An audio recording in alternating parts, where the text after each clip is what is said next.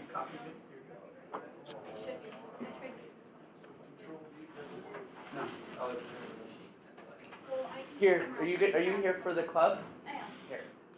It has Callie on it. If you want to boot your local machine or whatever. Do you have one too, Austin? Yeah. Perfect. Okay, so we've got our encoded file. I can look at it using less, and I can see literally it's like just like they said, an encoded base 64 whatever file. So we need to decode this.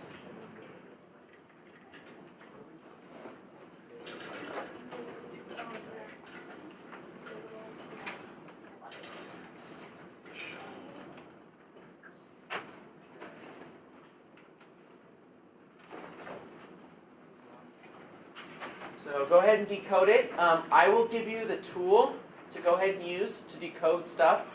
So the tool that we want to use is base 64, built into Kali. And if you don't know how to use the tool, just do -- help, or you can do man base 64. Oh, it doesn't. And it'll give you the man page, which will basically tell you everything you need to know about it. And you can use that to learn about the tool. So base 64, and it has that flag decode. So we've got that text file. We want to use that flag to decode the information out. Okay, are these booting? Some of them haven't worked very well. Some of them don't pop that up. I don't know why. Yeah, some of the computers. This is a different type of machine. Yeah, look, this machine's different. And the one over there, so we need to check this. I didn't do it either. Okay, I'll take a look at that. Well, we'll just do it later. It's no big deal. Just use a different computer is what I did. What did you call those candles? Flags. Flags. Flags. Okay. Has anyone got it decoded yet? Does anyone need help? Wow, I still don't. Okay. Perfect. So, what command did you use? So You can hit the up arrow and it'll show what you previously did. Okay, perfect. So, that's exactly what it's supposed to come out to. So, that's the decoded version. Now, this, it is, I got it. it's not even asking. So, this is a different file. Now, the challenge app doesn't ask us to do anything with the file, because it's basically an intro file. Challenge number 2 asks us to do something with that, but they say name the file decoded.txt and then submit the SHA1 checksum. So let me go ahead and decode it real quick. Cat. So cat basically echoes the file out to standard out, and then I'm going to pipe that into base 64-D code, and then I'm going to write that to a file called decoded.txt. If you don't understand this command here, ask me and I'll help explain it to you. No. I'm Okay. alright. I'm copying. Sorry. You can do -- decode, or it looks like you can do just plain -decode. Does anybody else need the GitHub web address? It's just GitHub. Just me? GitHub.com/BSidesSLC. Can I give it to him? Thank you. And what did you write? A pin or So this, that's a pin. it doesn't matter. Okay. So I always forget which is the I know. difference. There's the 2-1 and Yeah, there's I the know. 1-1. Does But it- since I'm writing to a file that doesn't exist, Oh, it doesn't matter. okay. So I can do that, and that gives me the file. So for those who are here to one of our other meetings, we had this sweet command called file. If you remember file, we can run that on decoded.txt, and we can find out what kind of file it comes out to be. So even though we saved it as a TXT, it tells us it's a PDF, but we don't really care because the challenge doesn't ask that. So the challenge asks us to submit the SHA1 checksum. So we have SHA1 sum, and then we can just use this command to, on decoded, to get the checksum. And that was the flag, right there. So super, super fun. So that's the checksum. That's the checksum, and that's what, when I actually did this challenge live because I was bored. Actually, I wasn't bored, I was super tired, but I really wanted to do them because they're fun. Like 12:30 at night he started. I started about midnight because I got home from some other stuff and started at 12 and ended up at like 6 a.m. when I stopped. And I was like, I gotta go to sleep. But that was the flag. Okay, so let's go ahead. Is anyone stuck? Anyone lost before we move on to the next one? But I want you to summarize. So essentially what you've done is you've downloaded that file. Yeah, so we downloaded this file with wget. And then you decoded it. We from decoded it base64. using the base64 command. Yep. And then you renamed it. We didn't rename it. What we did is when we decoded it, we saved it into a file called decoded.txt. Okay, so technically it's like you exported it into a different thing and named it something else. Yes. She's taking notes. Yeah. Yeah, And he's taking a video. I'm doing the blog, so we'll have a write-up of yesterday and today and hopefully mostly everything. Thank you, Autumn, my sweet wife. I need a summary because I'm not. And then what we did is we used the SHA1 sum command, this one, on the file, and it gave us the checksum, so the hash for it. And that was what we should submit. Now we don't have anywhere to submit like we normally would, but it's good enough. So let's move on to the did you think command. So this one says the all your base challenge solution requires you to decode the file and give a checksum. Easy. For this one, submit the first question in the file as the key. Now we used the file command on that to realize it was a PDF. I kind of jumped ahead of myself because some of you were asking questions and I was excited. So you use this file command on whatever we can. What it does is it basically goes through the hex of the file and looks for, there's the little bits of hex at the beginning of each file that kind of says this is what kind of file it is. Now I could teach you about that. We go in to look at it, and when we get more in depth we will, because some challenges will have those that are broken and we'll have to go in and fix them. But this one doesn't, it's not that hard. So we can use this file command to just do it. So we find out it's a PDF, so I'm going to actually go up a folder and make a directory for did ya think? Go into that. And I'm going to copy the decoded.txt file to here just so I can mess with it and all my challenges are on their own little folder, you know? Yeah, that's perfect. Just keep things organized. So now that I've got the decoded, and we know that it's a PDF, I'm just going to rename it to decoded. So what was the CP? That's copy. Yeah. Okay, so here's what I did. I went up one directory into my home directory, and then I made the directory did you think, and then I did cd, which is change directory, into the folder that I created, or directory, and then cp is the copy file. So I'm in this did you think, I copied up one level to the home, and then into the folder all your base, and then I copied the decoded text, and then I made a mistake, into the dot, which is the current folder. So basically I copied decoded from all your base into did you think. And then I renamed it from decoded.txt to decoded.pdf, and I'm actually just going to pull up file browser and take a look at that file.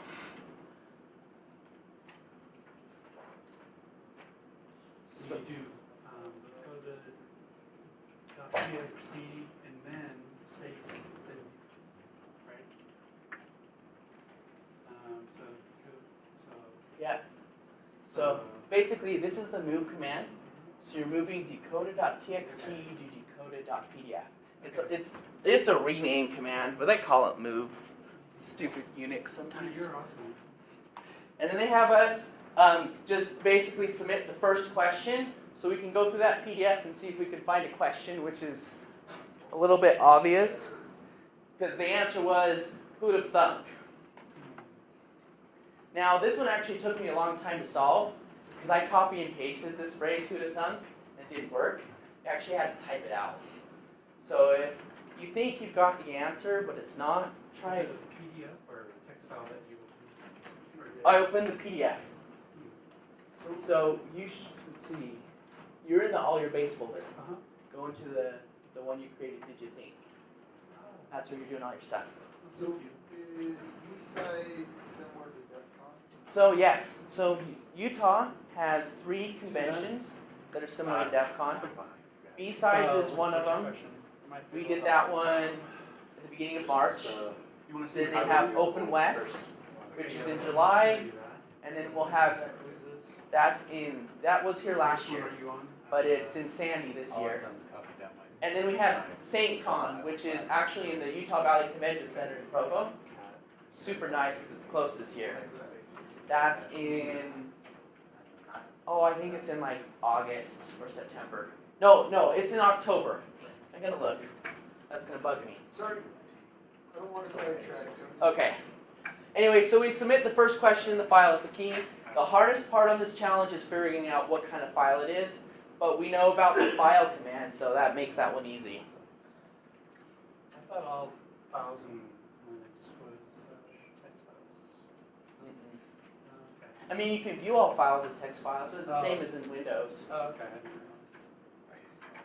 You got Up it. to the second. Okay. Oh, cool. So, let's see, which one should we do now? You're with me now. Oh, this one's tough. Okay, so we're going to go ahead and do the haystack challenge. So this one's a PCAP file, and we're just going to download that regularly and open it up in Wireshark.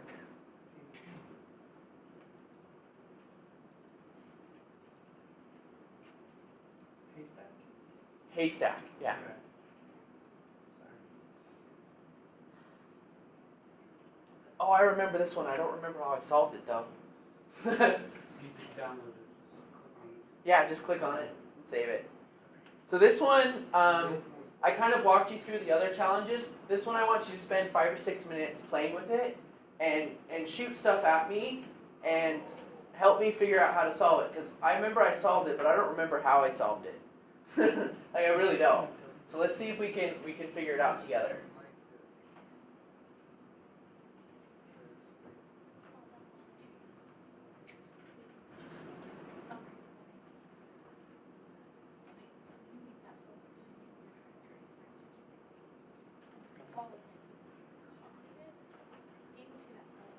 Hang on, let me do this.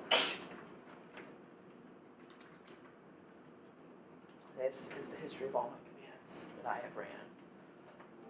Oh, it keeps coming down corrupted. Hey, history command, yeah.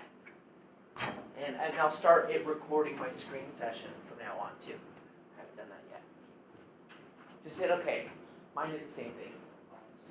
Yeah, it's just saying because we're running as root, and for most computers that's bad, but we're in Cali and it's meant to be live OS, so you don't really care.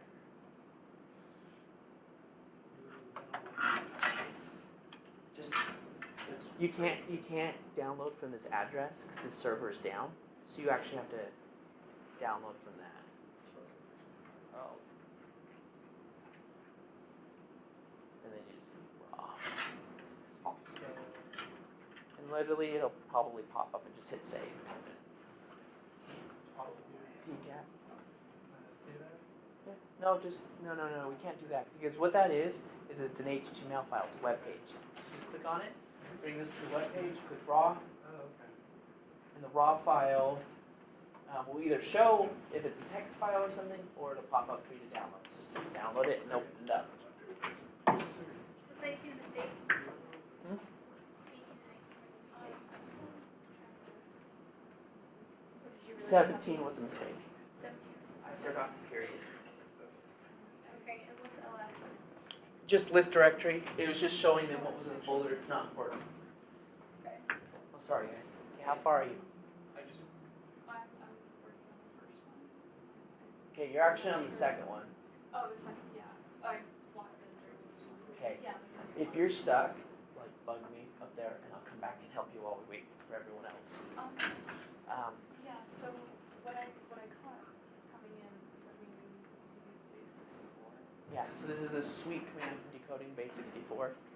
So the challenge for this one is to get the question asks is what is the first thing in the question? So what is the first question in the file? Yeah. So you need to figure out how to open this. So what is this? Did you echo this or what did you do? If you go to the bottom, I'll show you. You can see the up arrow command. I'm like trying to figure this out. Like, how would you know? So what I did is I'll show you a little bit different because Because I hear like all these. how that part works. I just noticed that. Oh, what I know what this happened. Yeah. Packets are longer length. So And I lost this it. stuff here is So I'm going to cat. You know what cat means, right? Yep. Okay. .txt, pipe it into I could be totally base No. 64. We'll just do -d. So that's actually the same thing as what you did, just a different way to do it. But what it'll do is when you do that, it'll print it to your standard out. So basically your terminal. So instead of doing that, we'll take all standard out stuff and write it to a file. Well, you get a lot less data. Yeah, just put it out to a file. Oh, there's a scroll bar. Okay, so if you look at the folder directory, you can see that now we have our decoded.txt. It looks like you've actually did this before, somehow. Yeah, I tried to do it. So that's perfect. So both of these are right. These are the decoded versions. They'll look like this if we were to open them up in a text editor. Alright. Okay, now what they asked us to do is to get an SHA1 sum, a checksum of it, basically. So you can use that command on that file. So .txt. Oh, okay. Hit enter, and it gives us this checksum. That's the answer. Oh, you're right. You're right. So the next one that we did was they want us to. So that was the first question. It looks like you're still on the first one. Oh, probably. Oh, wait, I is this the answer for the game? No. No, okay, never mind. No, it's not. Yeah, I'm always happy. I learned. Yep, that's not it. I've been looking for something like this to practice outside of class. So you need to figure out what kind of file this is. I mean, we just saved it to a text file, but we can name it whatever we wanted. Doesn't matter. It's still the same stuff. Don't know. So the cool command is what they call file. So go ahead and run file on it, They give you like a little piece of I know, I still feel lost. and you can figure out it's Like, yeah. should I So be just go ahead doing and this by now? And I name know. this to I figured that decoded.pdf. out maybe 2 years ago. That okay, I need to like study it all on my own. So there, you can either use the move command to do it, I just haven't or you figured can it go out. in with the Yeah. folder browser to Yeah. the browser So folder thing. signing up for the club and coming to meetings gave me like structured framework Yep. to make sure. You can move or copy, taking my education. depending on if you want to keep the old one or not. How long you been coming here? Since they started. Oh, So really? the club just started this semester. Okay, So they're having a lot.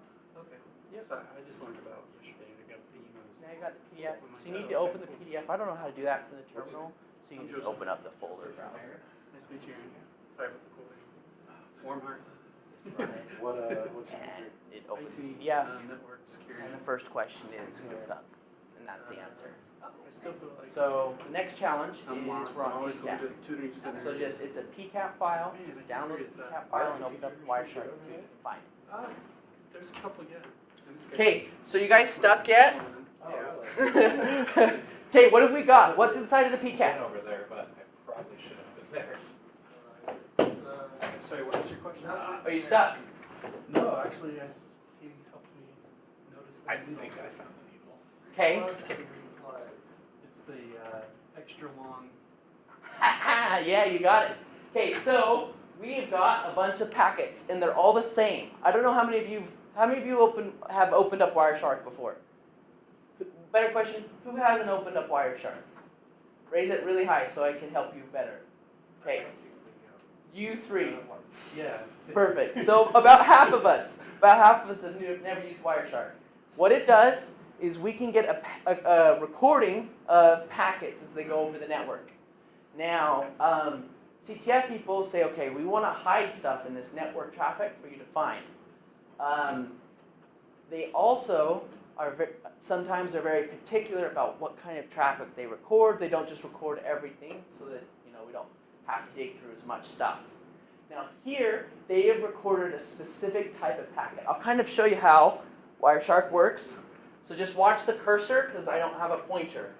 So watch the cursor on the screen. So we've got our time, and it puts it in order here. And then we've got our source IP address and our destination. Now if you look, we have actually got source, destination. It looks like we've got 2 IPs talking back and forth to each other, maybe 3, but they're all talking to the same guy, and they're using this protocol, ICMP. Does anyone know what that ICMP is? Let's Google it. Let's Google it. I know the internet part. Yeah. And the P protocol. Control something protocol. Control. Internet Control Message Protocol. It's used for networking devices, like, Network. yeah. That's interesting. I don't really know anything about that. But this info echo ping looks familiar. Has anyone pinged this computer before? Sure. So it's a ping command. So literally we just have a recording of a bunch of pings. Now what on earth is that supposed to be? When I was learning about it, I actually looked, and this is cool. Hang on, I gotta.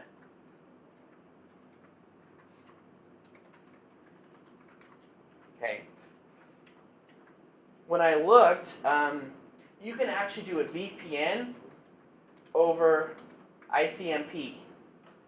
You can create a tunnel, a VPN tunnel over ping requests. And there are tools out there to do it. Like, this is where I started looking first, trying to figure it out. And as I went through and I actually read through the Wikipedia article, I found, and I think it wasn't just this article, it was other stuff, but I found that packets that can have a certain amount of size at the end. If you look down here, there's actually a... So the fixed packet size, so you stuff something in the excess of the peak request. You can send data. So there are different sizes of packet sizes, but ping only, these ICMP requests only needs a certain amount. So there's attacks that you can do for DDoS attacks by adding extra stuff, so it just hammers the the routers and stuff with tons of traffic. And so to mitigate that, they only allow fixed size packets, so very small, specific sizes, only what they really need.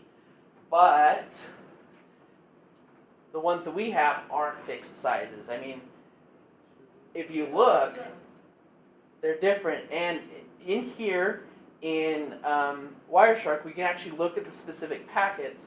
And at the end of each packet, there's a data section that we can look at. And so this data section has some information. So I actually went through and looked at it. Every single one of these packets has this weird dead beef thing. Like, I don't know what that means. I Googled it. Yeah, dead beef. And it didn't come up with anything. Like, it says it means nothing. Like, it's a very popular sentence. It just recognizable hex, like whatever. I don't know. No, I couldn't find anything with it. So what did you find? Because it sounded like you picked up something. I just noticed that it was all the same crap, so I just looked for something different and literally just scrolled through everything because I'm not a Wireshark master. I can't write filters off the top of my head. Okay. And I found 2 packets with a different length from all the others. All right. That's cool. So we actually have this length command, and we can click and organize by length. What we could do is we could go like him and just hit the down arrow and wait till we see something weird, but that's a lot of work. So since we now know that there's a length difference, let's come and sort it by length and look at these 2. And those two have this little fun stuff here. And if you look at the equals, that should be a dead giveaway that it's base 64 encoding. Because base 64 encoding should always have an equals at the end. Nice. So what are we going to do? I'm just going to take that bit. Let's see, I want to copy it. How do I copy it? Copy value. Okay. How did you copy? So I went over here to the data section. I right clicked, went to copy, and I went to value. So I'm copying the value of the section. So basically what's inside of data, which is also what's highlighted here. And as you notice, it has an extra period, Yeah. which we're not going to want, but we can fix that in the copy. Okay. So I'm going to actually do this. I'm going to do echo, parentheses, where's my, there we go. Paste, oh, that's not what I want. Never mind, that's not how we copy. Hang on. Because that's the, whatever on the left there, what is that? 5, 6, 4, 7. What about all visible items? Oh, that's close. It's one of these copy, hang on. As printable text. Yeah, there we go. Okay, so it's right click on the data section, copy as printable text. Okay. So I'm going to do this command, echo, parenthesis. I'm just going to paste what we put in there. And then I'm going to end the parenthesis. And then I'm going to pipe that into our beautiful command, base 64. And this time I'm going to do -D and hit enter. And it decodes. Cool.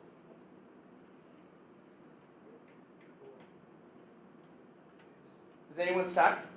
More like copy. Okay. Oh, no, just, yeah. You're doing it right. Nice catch, by the way, Aaron.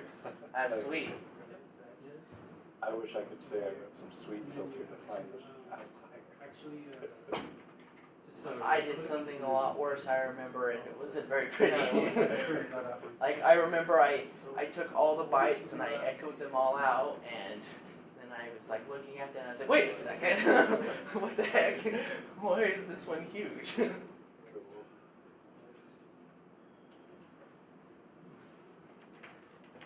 So let me look which one So we that's the key that we. Yeah, That's the answer. that's the answer right there, that's it. Mission accomplished. You are the man. No, Aaron did that one. You are the No, man. you're the man. He did that one. I was like, I These think are I the found men. it, don't know what to do with it. I would have never done the base 64 thing. So, if you notice, base 64 is a thing. Yeah, it's going to be a theme. Speaking of base 64, have any of you guys seen the mx.com sign driving from Salt Lake down here to Provo? Well, there's a sign that just has a bunch of random text and it has an equal sign at the end. That's base 64. What do you guys think that is?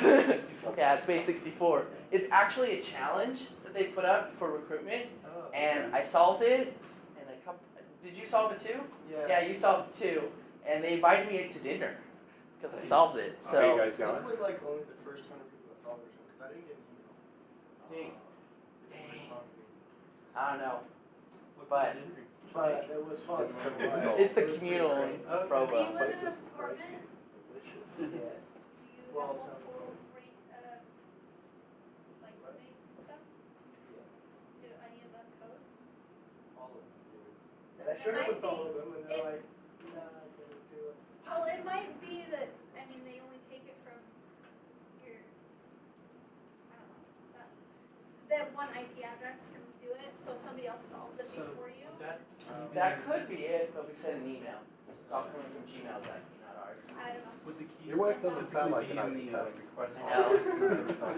What'd you say? Would the key be in the request and not the reply? Well, if you look, click on the reply. Okay. It's the exact same.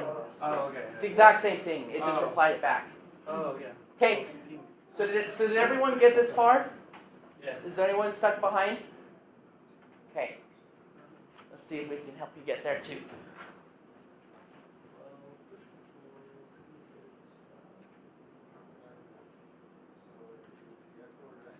Yeah. You recording all of those? Yeah.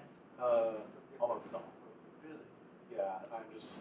Okay, so writing them, your paste putting them up looks on like it YouTube. has a Oh, so they're on YouTube? an entry after Yeah, it. that's So where why it don't you would just be. highlight this There's specifically? one there right now, and then when I tried to do the second one, I noticed that I was doing stuff What's wrong. the channel name? So you actually have to right click on it. You can find it off of the main webpage, ucsc.com. Oh, okay. There should be a link to the YouTube on there. Mm-hmm. And And right click I've been paste. slow getting the content up there, And end with an echo. but it will be up there. Yep. You know, Perfect. And ASAP. pipe it ASAP might translate into to at the end of the semester. And Yeah. base 64 command. And in the future, once I've figured out what I'm doing wrong in the future, they will come Okay. up like within. So did everyone understand how this worked? Wasn't too bad? I think I understand how you explain it. Okay, cool. Because I'm not the best explainer. I just like it, so. Okay, so let's do another challenge. By the way, if solving these 3 challenges would have put you over 60% of the people that attended the contest. Really? Just putting that out there. Yeah. I mean, just putting that out there. Most people only solved 1 or 2. We solved 3, so come on. Okay. Were they all worth 3,000? Yeah, they probably looked at the PCAP and was like, Never mind. Yeah, I don't know what that is. Let's see. Oh, this one was interesting. So, by the way, these ones are most of these blue challenges were made by Robert Jorgensen. So, the guy in charge of the cybersecurity department. So that's kind of fun. So let's go ahead and do Inception. I don't remember how hard this one was. Oh, it's 5,000. It's way hard. Let's do it. But I'm in PCAP mode, so let's do it. Yes.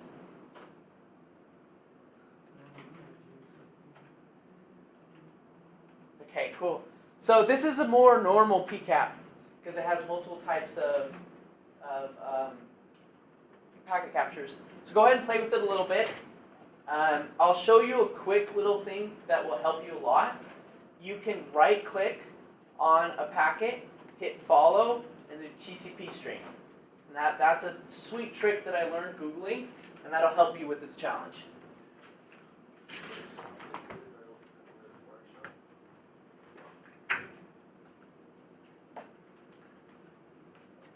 How you doing? Good. You messed it up, didn't you? Well, I got distracted. It just I like this like though. It's so bad. Yeah. Isn't that easy? It's so easy. I'm just kind of happy. It just mess around. I'm glad it worked. Yeah, me too. You're just saying the live boot to Cali is nice. Which one are we doing? We're doing Inception for 5,000. It's probably one of the harder ones on the blue challenge.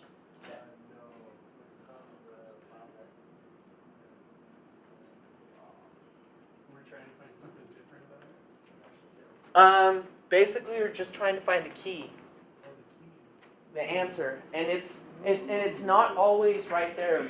Maybe we have to dig deeper. Wink, wink, nudge, nudge. That might help with this challenge. That phrase, dig deeper. It's like Inception, you know. A pig inside of a cow inside of a dream, you know. I don't know where that came from. We're gonna ignore that part.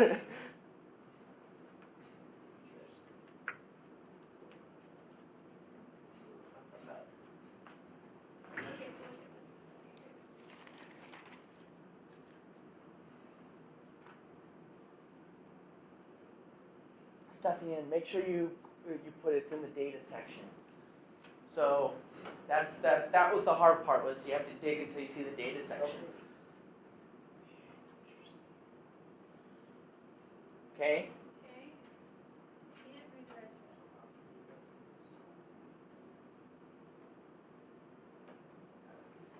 So let me show you a little bit more. Once you do a follow stream, it filters out the rest of the packet. So to go back, you have to do the little X sign and clear your filter. That tripped me out for a while when I first did that.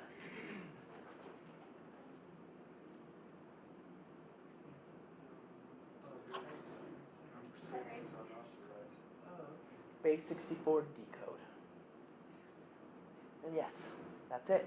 base 64, and you can dash D, or just one dash, not two. Got this one? Sort of. Okay, this looks what you're looking for. So, do you see what's going on here? What's going on in the traffics? So it looks like we do an HTTP 200 request, which basically means somebody's downloading something. And you're downloading, they call it a type plain text, but it downloads this. Remember our PDF looked like gunk to us? Right. This is gunk. Then down here, this is asking for an authorization, which if you look, authorization basic, if you go Google that, what it is, have you ever gone to a website where it does that stupid old looking prompt that prompts you for a username and password? That's what it is, and this looks like this is the password that they entered into it for authorization. But, and you can see that they just done it a few times. But this is whatever they downloaded looks kind of important. It either is the fav icon or something else. So you need to get access to that. So I'll walk everyone through that part. So does it have two equal signs? Huh? Does it have two equal signs? I will. Okay. Do you guys want me to show you how to do this first part? I don't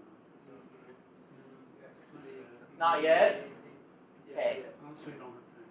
It's fine, whatever. Well, it's just 10 minutes to 8. We've been going for 40 minutes. Follow TCP stream. No. So here's a trick that I'm going to show you. Okay. Organize by length. Find the biggest thing. Usually has something useful. Follow the stream. Bam. We have what looks like someone requested a godeeper.txt file. That's the name of the file they tried to download. There's this authorization thing, which means that it probably had an HTTP password prompt. So let me show you what that looks like.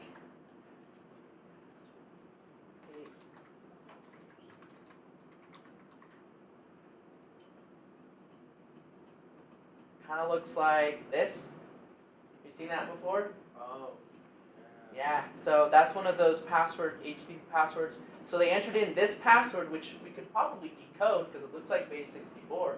Yeah. And then this is what they downloaded. This is the godeeper.txt, this blue stuff. So I kind of like that blue stuff. That looks good. And I think this password will probably be useful too. So let's go ahead and not do the entire conversation. Let's just do the conversation from one server to the other. And it limits it to this blue stuff. And then I'm actually going to go, let's save as, I'm going to make a new folder called Inception, probably spelled it wrong. Godeeper.txt.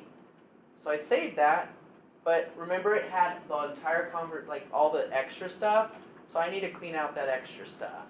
There's probably an easier way to do this with Wireshark if anyone's better at Wireshark than me, but I'm not a master at it, so I'm literally just going to open up a text editor and just clean out the extra stuff that I don't need.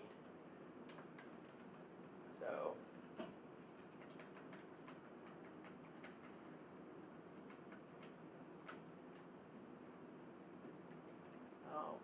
looks like need any of this.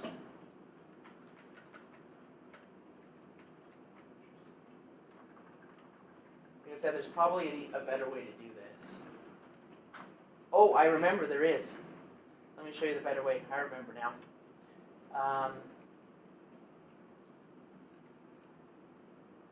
Export objects HTTP. That's what it is. I remember. Okay, so check this out. File, export objects HTTP. So this gets the objects. We get a godeeper.txt. The first one is there. It looks small. I will save you the trouble from downloading the first one because I did that.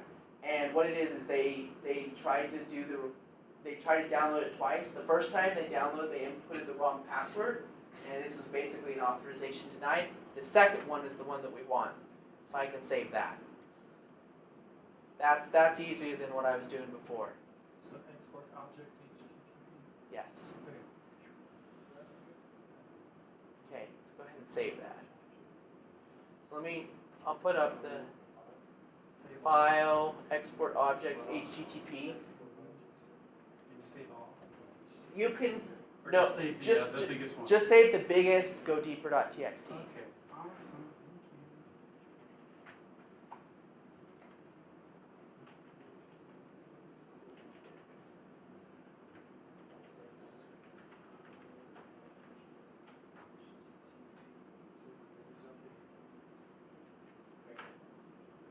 Okay, cool. So did you guys all get it downloaded?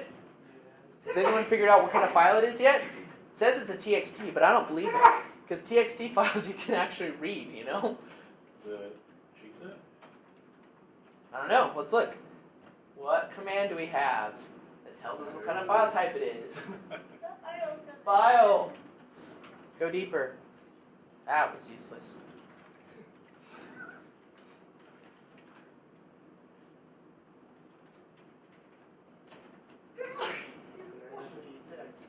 Yeah, it didn't tell us. I just say GZIP because I thought I saw on the TC No. stream somewhere. It's definitely not. It's definitely not. It might be, actually. Let me double check. And the file name, godeeper.txt. I don't remember what this is. It looks like, It said content encoded GZIP right before it gave us that. right. That's why I was thinking that. The reason why it says that, if you look any page downloaded through a website, HTTP is usually compressed with gzip. That's just the transfer compression. When it gets put in the browser, it's different. Alright. I don't remember what it is. We'll have to Maybe play with if it. we decode that password you're talking about, give us a hint.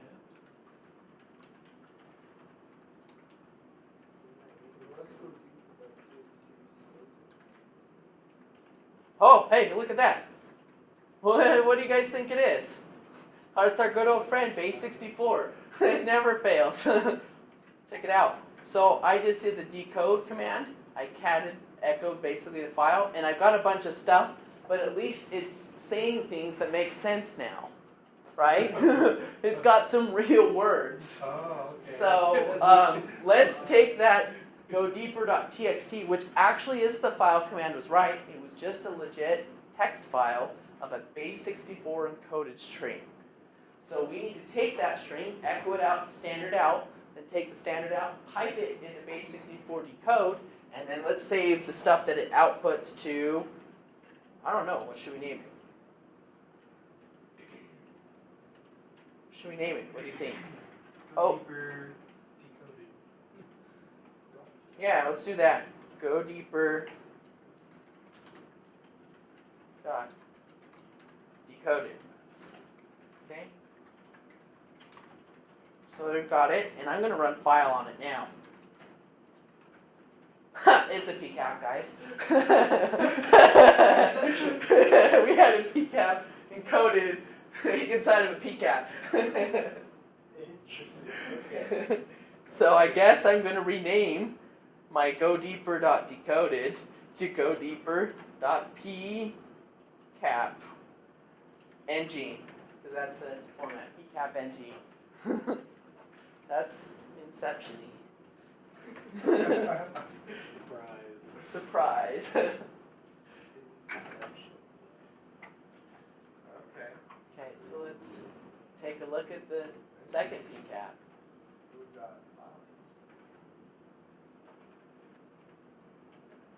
Okay.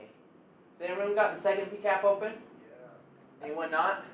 Just one second. Yeah, just go into your file browser and open it. Did you guys get the second pcap open? I'll have it open. Cool.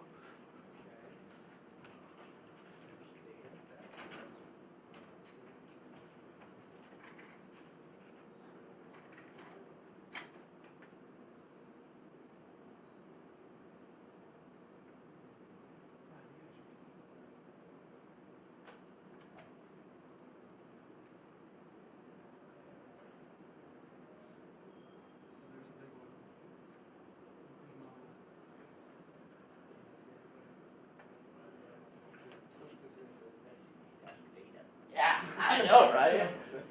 So what do you think is going on in this PCAP, Chris? It's File transferring a file, right? Yeah, what do they use to transfer? FTP, good old FTP. And unfortunately for them, they didn't use FTPX. So it's not encoded, it's just plain FTP. So we can actually record their traffic and see that they downloaded a file. So, I mean, again, the length command comes in handy. You see these tricks? There are tricks with this stuff. Let me actually show you another trick that won't help us in this challenge, but has helped me in other ones. I can do Control F. No, not Control F. Edit. Let's see. Edit find. And then, is it going to pop up? Maybe it's find next. No. Oh, sorry. Okay, so this is the new version of Wireshark, so it's different. So yeah, Control F brings it up. I can just change this value to string, and I can change it to packet bytes or details, and I can search for cool words like flag. So I've done other challenges before. It reminded me of this. I did one called Seesaw, and they gave us a PCAP of an FTP transfer, and I just did the search for it, and it gave me to a packet where they transferred a file called flag.png. And what it does, this find command, is it doesn't search any of this stuff.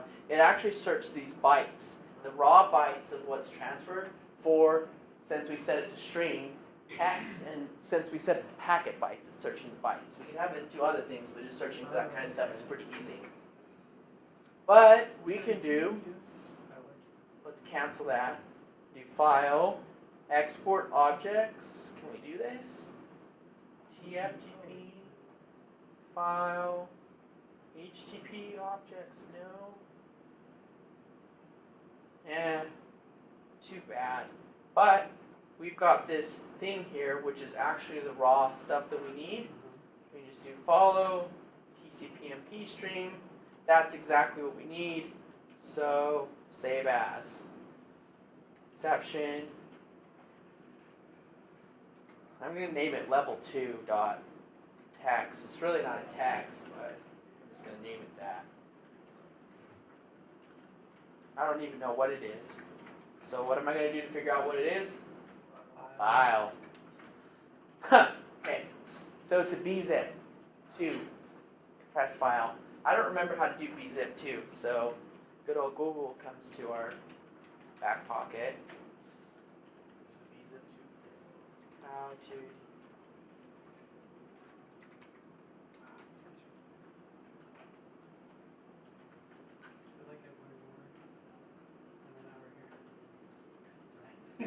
Okay, cool. How to, no, let's see. There we go. To preserve the original archive. Oh, so -D, it says this command will not preserve the original archive. It will automatically decode it. To preserve the archive, add the -K. So I think I want to keep the old one, because that's useful. So I'm going to do bzip2 -dk, and then we named it level.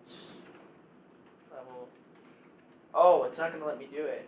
So I'm going to do rename level2.txt to level2.bz2. You know, kind of what it expects it to be.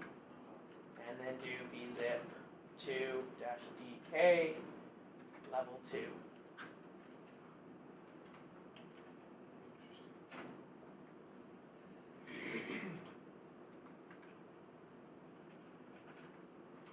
That didn't work.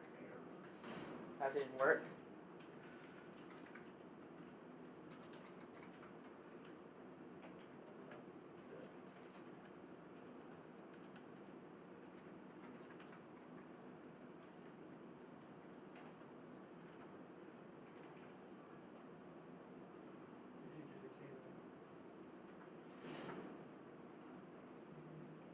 You know what? It's probably compressed with tar. I'll bet. Let's keep playing with it.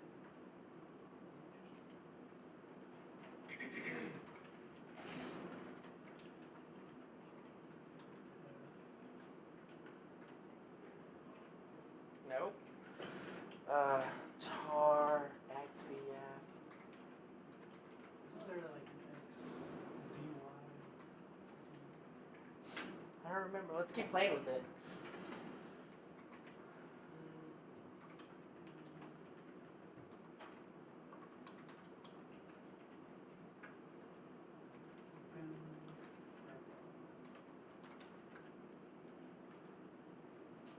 Nope.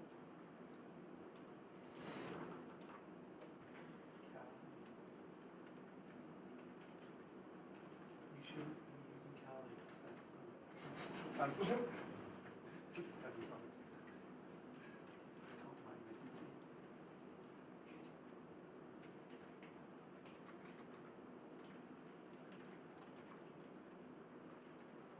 So try X or ZXVF. Did you try that one? Yep. Good. Wait, no, I didn't actually. Let's try that real quick. I didn't do the Z. ZXVF. It's not in gzip format.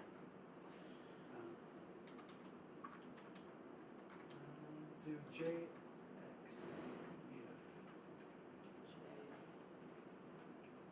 That's it.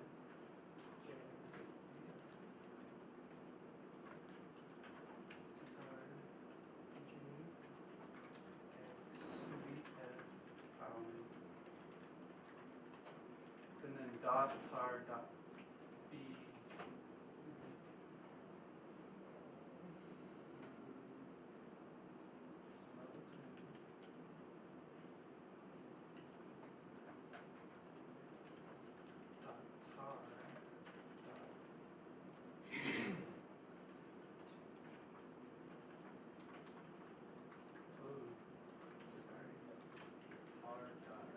Oh, that's interesting.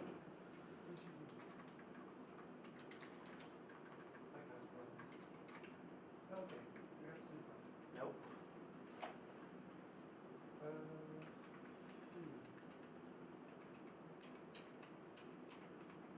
Don't we have to rename it tar? Try that. Oh, you did? Has anyone got it yet?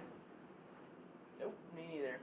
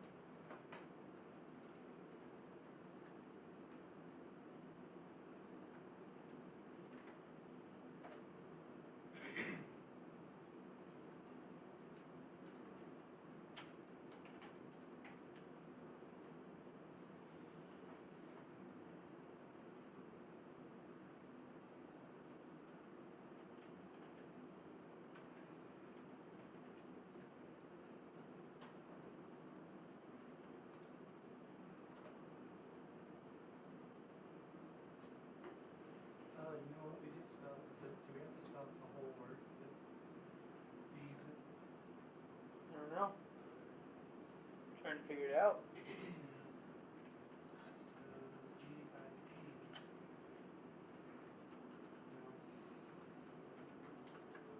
ZIP.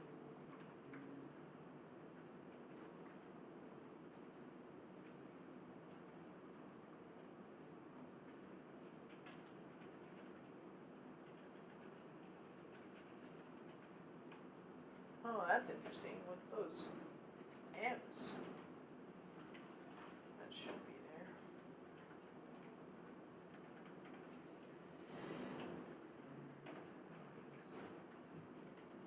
figured out yet, Austin? I'm close, but I'll be right back.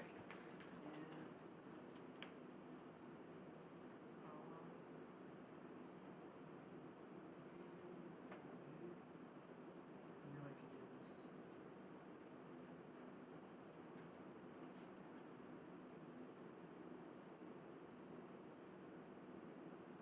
I wonder if we have to rename the file. Did you rename the whole file? I did.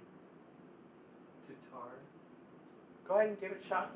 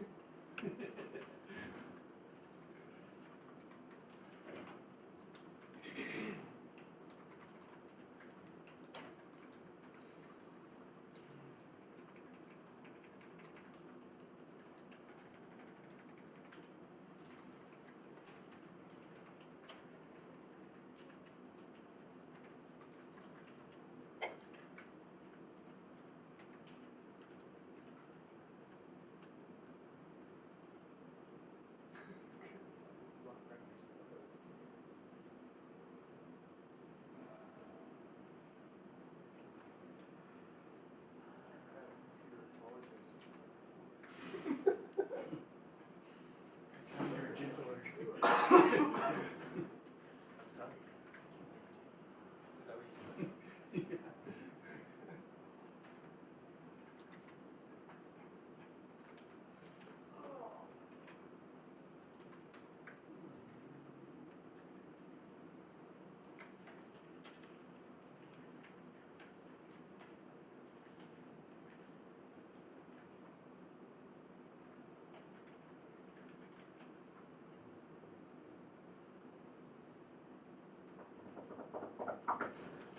Do this.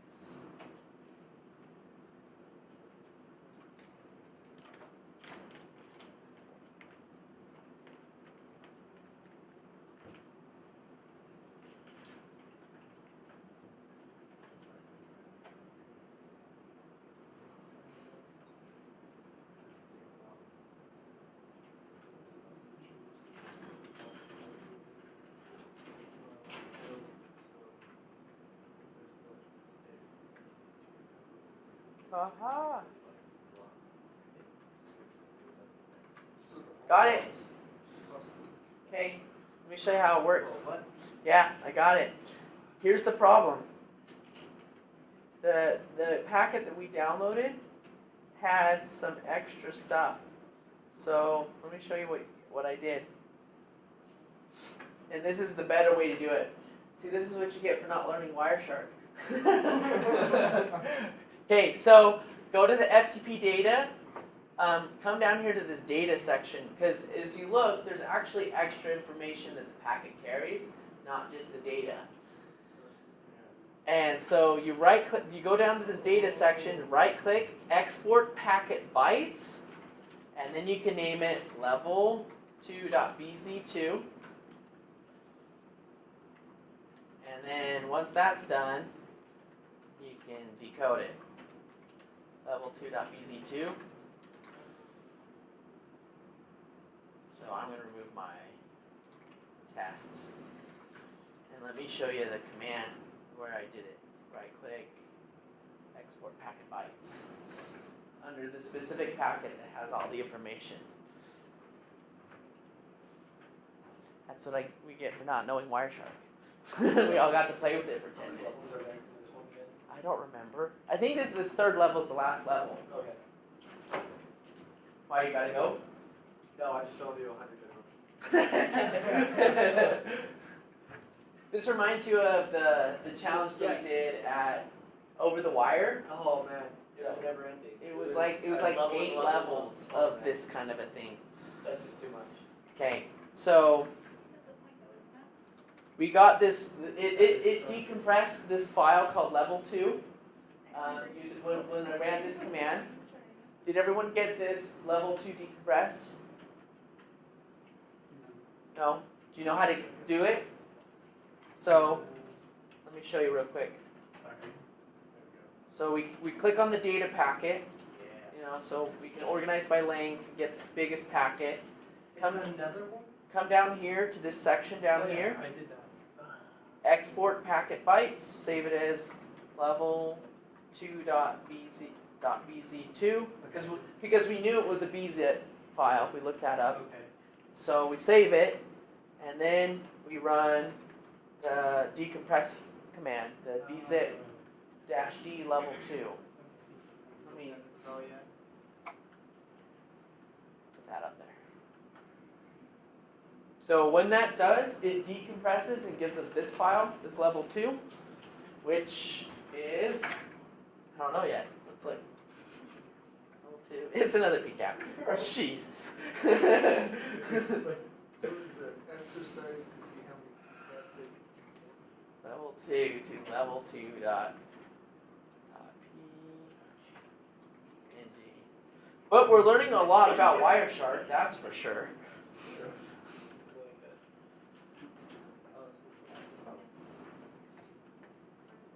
Okay, so what the heck is going on here? What kind of protocol is daytime? What the heck is going on here?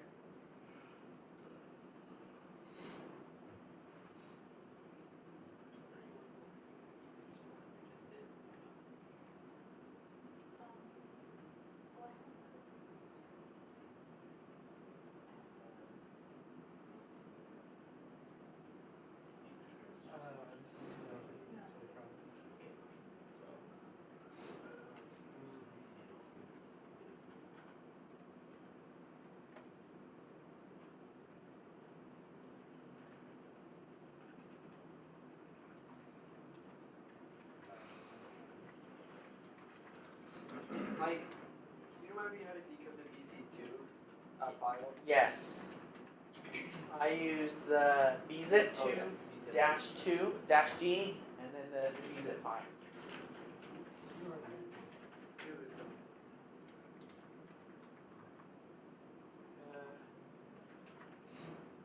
ACK.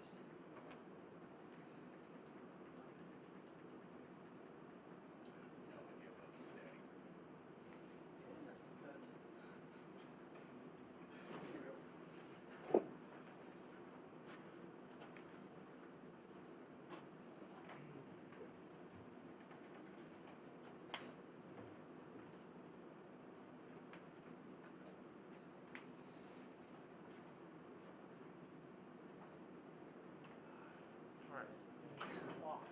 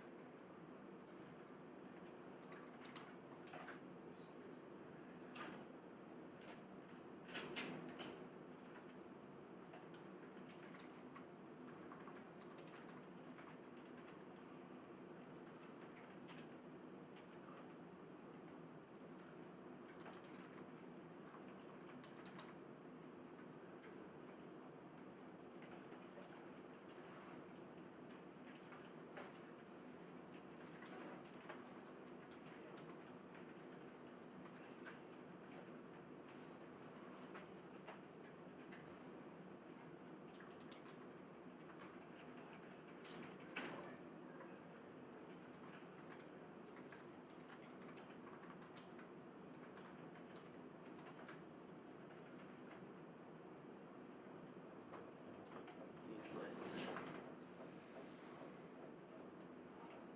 I don't actually remember how to do this part.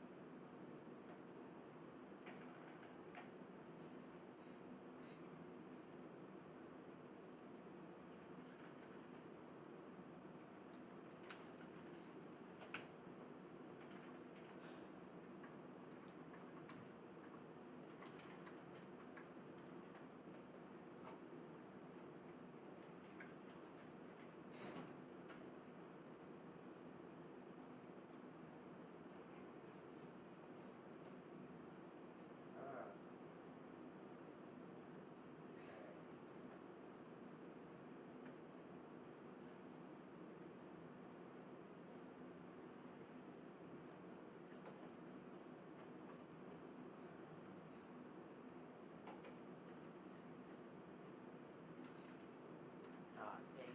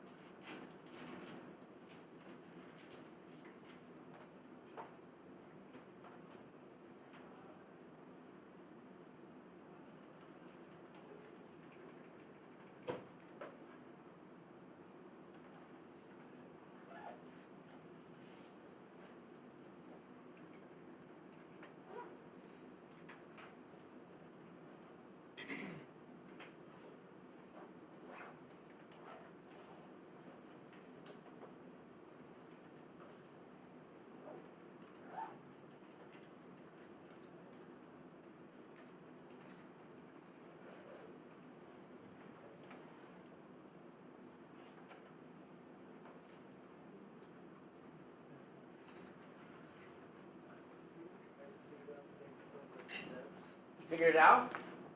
Yeah. What'd you find? So it's a daytime request, Okay. right? And so there's like 4 that are really big. You sort of assign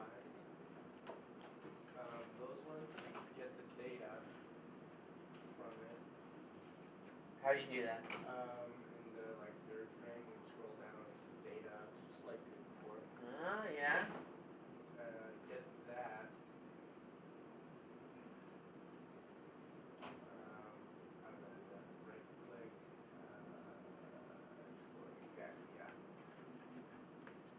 Got it. Okay, so let's do it for each of these packets. That doesn't have a data packet. This one does. Export packets. Let's go. Packet 1. They're all they're all the same. Oh, they are? Because when I look at the data files. Oh, yeah, they're all the same. Sweet. Nice! I didn't get that. Okay, did you guys understand that?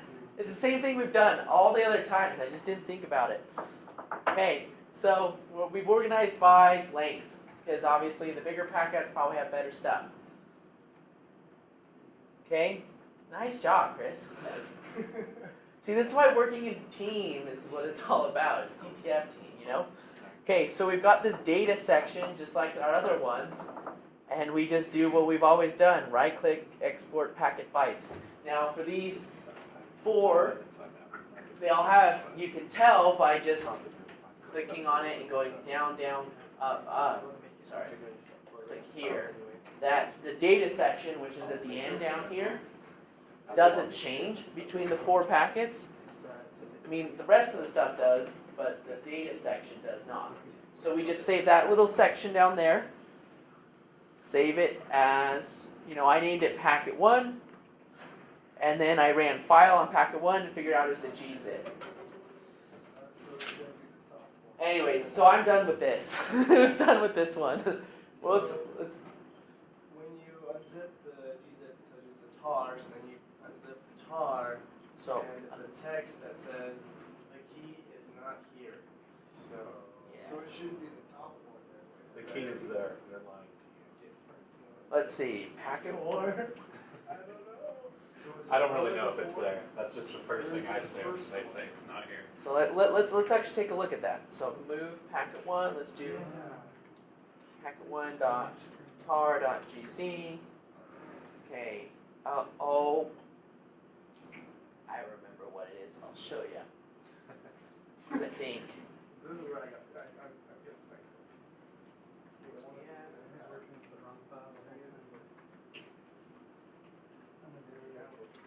So they gave us this file that's the key is not here. Useless.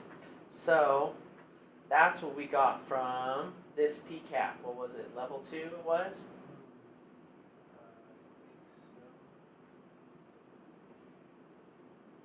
Was Yeah. there an ex- Do you go back to that file list in your terminal? So somewhere along This the line one? we grabbed the wrong one. Never mind. I just thought I saw something.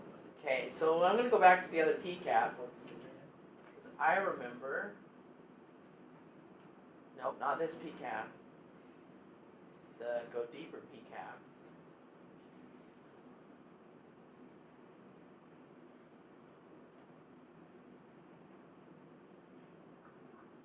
That's the data that we exported. I don't know. Let's see. I remember that when I did this, one of the PCAP files had 3 or 4 things that were transferred in it. And one of the 3 of the things were something that ended up being this not here, and the other one was the right one. But I don't have time to go over that and dig through this one. But we're close enough, and you got the feel for how this challenge works, right? Yeah. So I know that's not super satisfying, sorry. But it gives you something to go home and play with, so you can finish this one. Let's do one more real fast. Let me check to see. Another PCAP.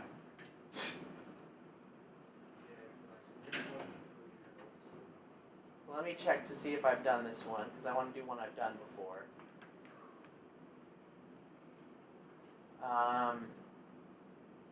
Yeah, okay, I've done this one.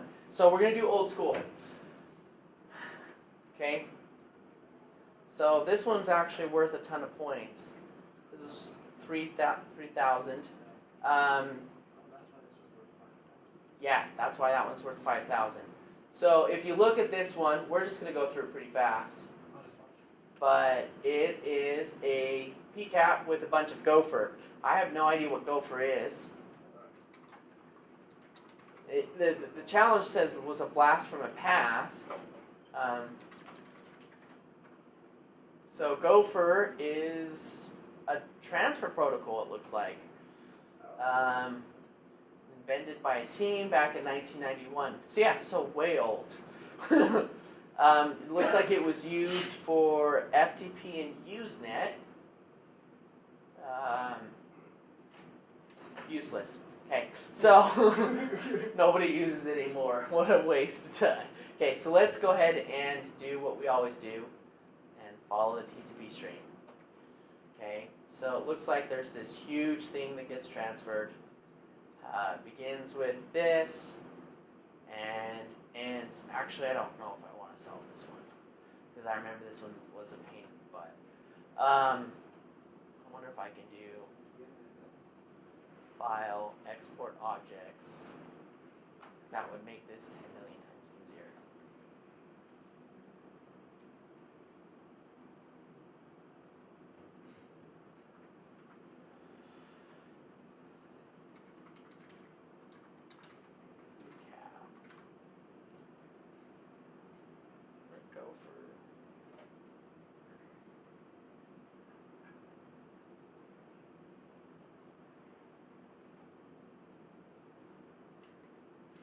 Okay, so I will basically, because this one takes a while to solve, and we're getting close to 8:30.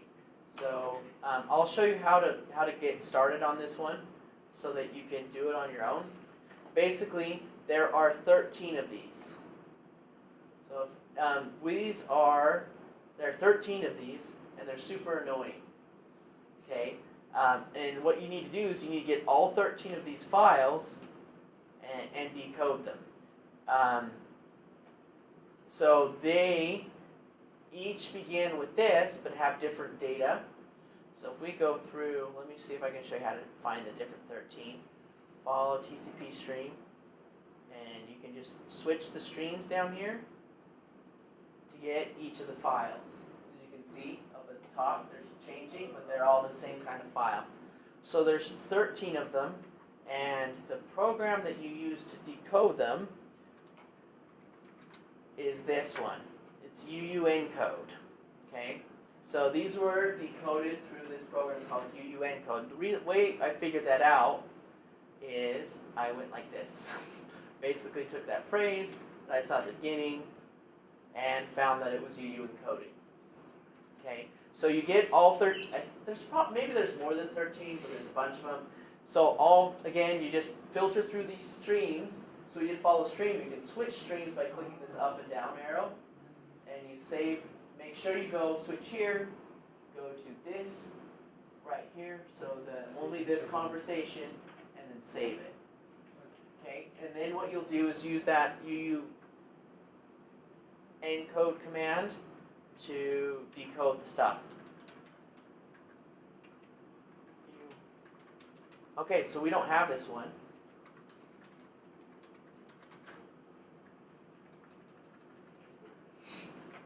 Haven't used Ubuntu in a while.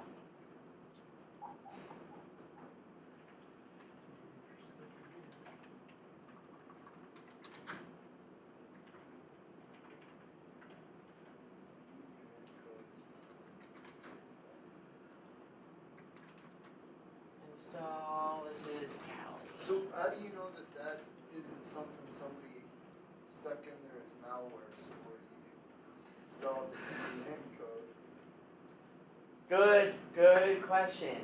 For one, we have to trust the people running the CTF. Yeah. So, I mean, we paid to go to B-Sides, and, I trusted them that they're... No, I understand that at the B-sides and that. Oh, yeah, okay. In real life, what you're doing. So, I'm going to use apt-get to install it. It's always good.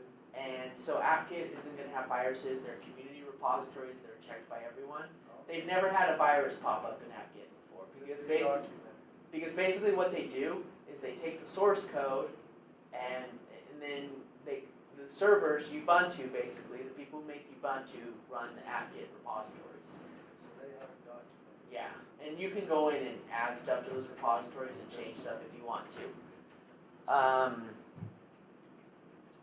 If I remember right, the way that I install this, because I needed to install the package, I have to do install.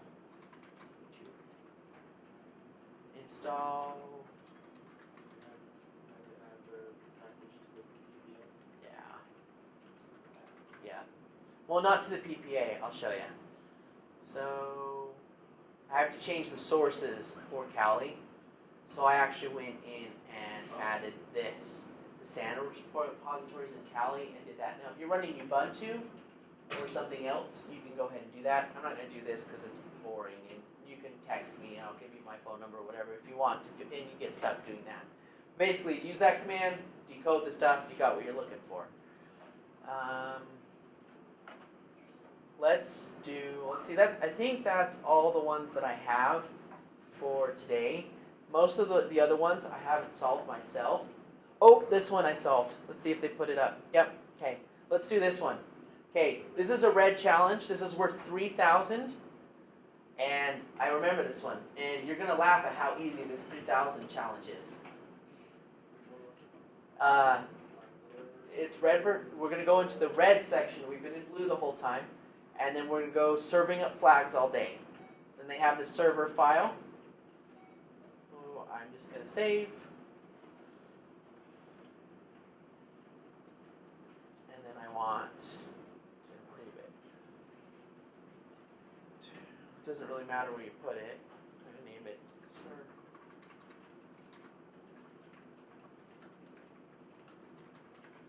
Flags. Paste. Okay, so this, serving up flags, we're going to run our file command on it and find that it's an ELF file. Now, most people don't know what ELF files are, but in Windows you have exe files, and in Linux you have ELF files. Basically means it's a program we can run.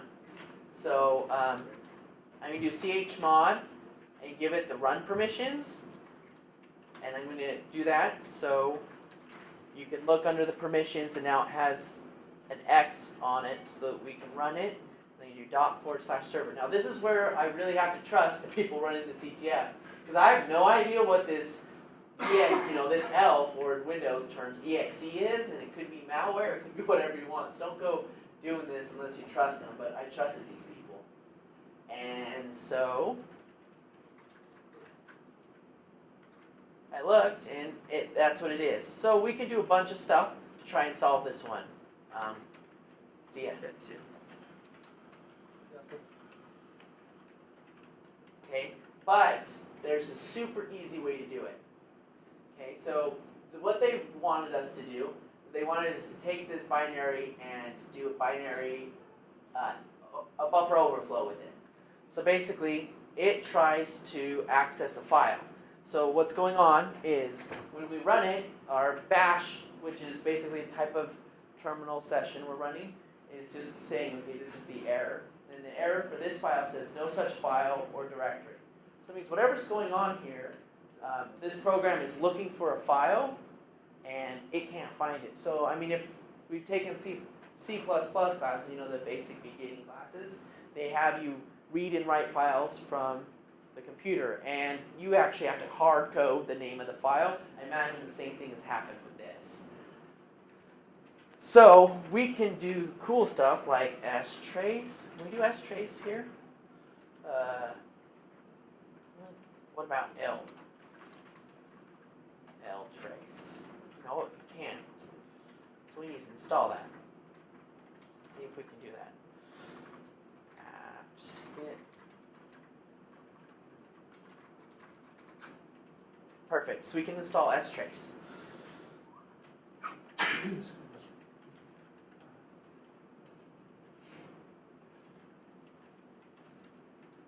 So I did apt-get install strace. Now this is for what this program does is it will say, hey, anytime a system library is called, get some information about it. Now, when we're doing C++ coding or anything, which I imagine this was done in, we import the system libraries that have come in, like, so it lets us print and do all those boring things instead of writing it ourselves. So we can actually look at those library calls. Super nice. So we'll do strace, and then we'll do it on what was the name? Server, yeah.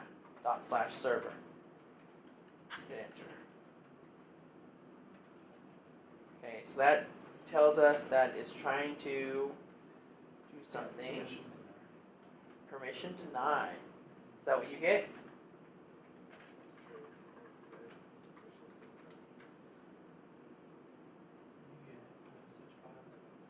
Okay, so I got no such file or directory, which is kind of the same thing we got before, because fortunately their system library gave us an error code. But it looks like it's trying to write, if you look here. So the system, it executes this file, and then it exits with this, and it tries to write something, no such file, and then it just quits. So let's try ltrace. What's 32 trace? strace? Huh? What's 32 strace? 32? What are you talking about? Can you show me what you're talking about? Yeah, exactly. Oh, you got 40, I got 32. But I got no. I guess I have no idea. I guess So I'm not a big buff at this binary stuff, so I don't really know what's going on. And I saw someone show me how to solve it, and they actually used a GDB debugger. Oh. Have you used that before? I've never used it before, so I'm like, cool. What's going on? And so check it out. So I use GDB debugger, gdb./server. I only know how to do this because I saw my boss playing with it today, so I remember how to do it. And then I actually, so it starts up the debugger, and I hit run. If I needed flags to have to come after, like dash something or whatever, I wouldn't do it here. I would do run and then the flags that I need down there. And then it says, okay, let's go ahead and start this program. What? This doesn't exist. Why? Oh, it's the same thing. So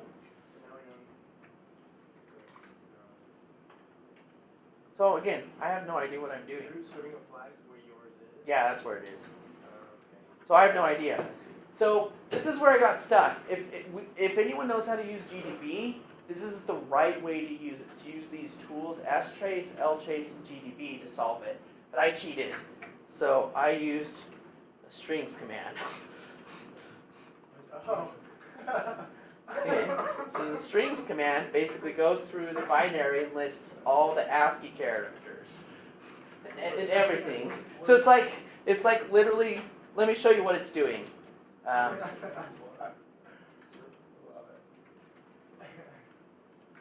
Okay, so this is the hex of the file, and so do you see how in the hex there are random bits of stuff that equals out to an ASCII character? What strings does is it literally says, okay, we're just going to output all the stuff that comes out as an ASCII character for you. So it's kind of cheating. Why is that cheating? It's not. Okay. It's just we're not doing it the right way. Okay. And so we go through, and I just picked through this visually and saw, oh look, we've got a base 64 string. I wonder what we can do with that. So even though I don't know how to solve this stuff, we can cheat and use strings and solve it anyway. So echo base 64-D, baby. Problem solved.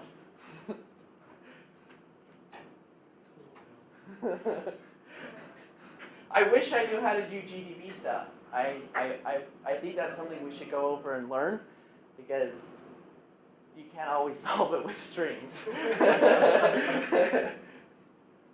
One of the jokes with CTF flag competitions is whenever you get a challenge, you run this command, strings star.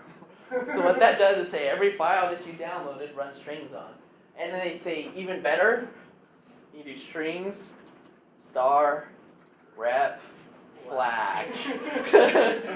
Now it doesn't work this time because they encoded it on purpose, but but close enough. I mean, you get the idea, right?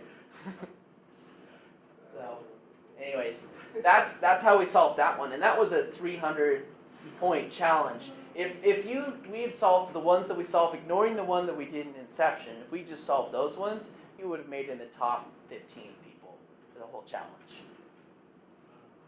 What do you think about the flag being simple usage of netcat for gathering intel? Do you think we were supposed to somehow use netcat for that? I remember how this one was solved, so let me see if I can find a write-up for it. Because I remember how this one was solved. I remember it was super fun. Did they do anything with netcat? No, what they did is they found out what file it's trying to read or write to, and it doesn't really do any, and what it does is it writes to that file the decoded flag. So all you have to do is figure out what it's writing to, and I don't know debugging well enough to solve that, but that's what it is. I don't think anyone's even done any write-ups for this competition yet. Took out the underscores, I got some more results. But, What do you mean? I just didn't have the underscores. Ah. But it looks like it's just B-sides. Let's see. Anyways, that's all I have for you guys today. I mean, there are tons of other challenges to go through, but I mean, I gotta go home and eat dinner and stuff. So go ahead and play with these. If you get stuck, shoot me a message. The best way to contact me is through Hangouts.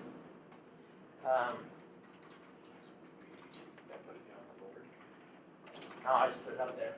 So you can send me a message through Hangouts. That's my Gmail. Just shoot me there, or shoot me an email. That works too. But Hangouts goes to my phone. It's like text messaging, so it works just great. We're not going to be doing this again next week, right? So we've got the next week to do these on our own. Yeah, we've got the whole next week to play with these. So, and if you solve them, better to you. So, I have a question for you. I've been thinking of doing a challenge of the week.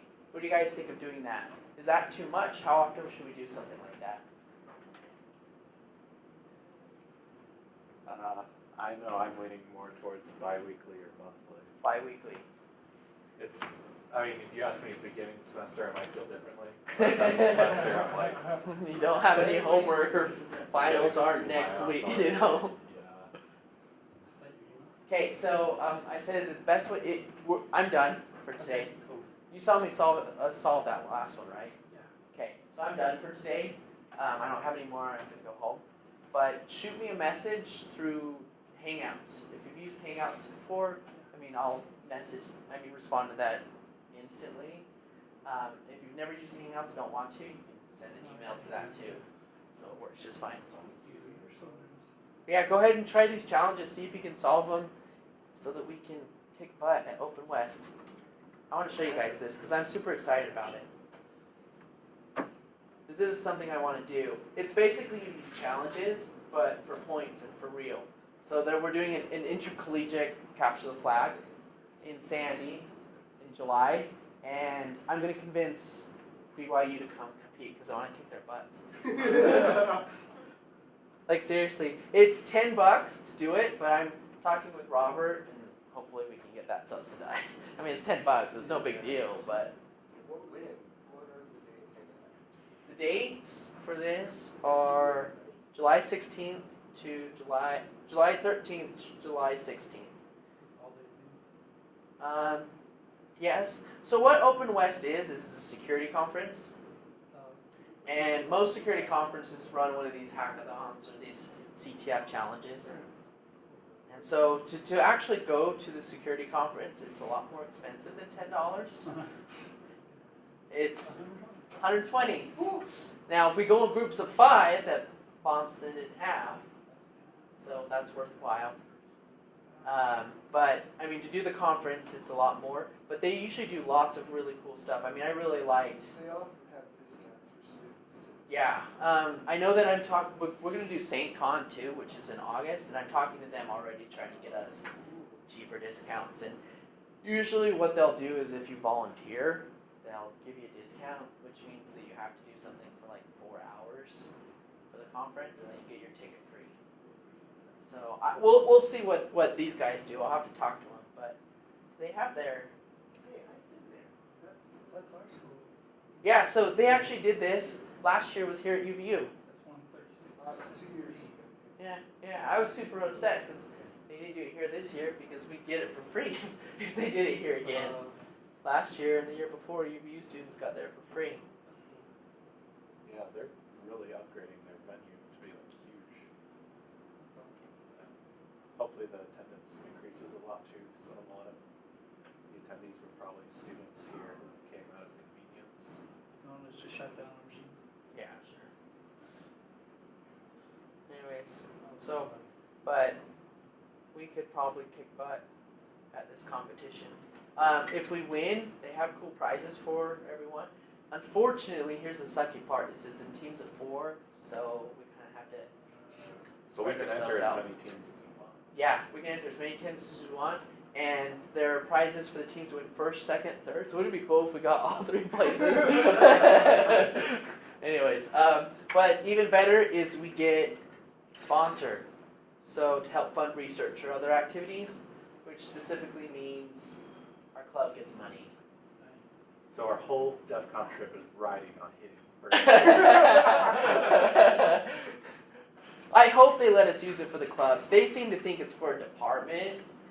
But they say may register that we have to be sponsored by a campus department or club. So I'm going to say that we are sponsored by the club, so if we win, the funding goes to the club, Yeah. which would be way nice. I mean, we could actually get cool stuff and make sweet t-shirts for free and all kinds of fun stuff. Anyways, cool beans. Yeah, have a nice day, guys. Thanks for coming. Hopefully you thought it was fun. Oh, yeah. Seriously. Play with these challenges. Play with Seesaw. They have some fun challenges. Look at them. They've had a couple years. If you get bored with those challenges, you can play with Easy CTF. They're a great one to start learning stuff because they're targeted towards high schoolers who know absolutely nothing. There's another one called Pico CTF. But I mean, now that you've learned all this stuff, you could probably demolish at least half of those challenges, no big deal, without even thinking about it. Well, actually, probably not, but that with Google, you could. Well, thank you, Mike. What was your name?